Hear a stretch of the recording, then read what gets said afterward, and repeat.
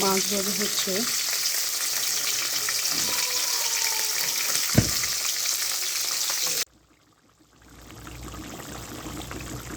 Tomato, মাছ,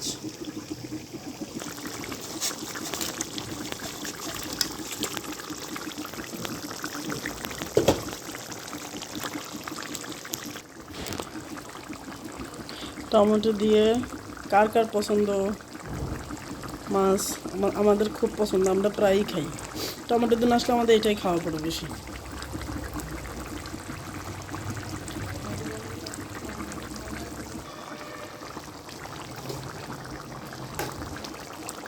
আর এইদিকে আছে ধনেপাতা। শেষ।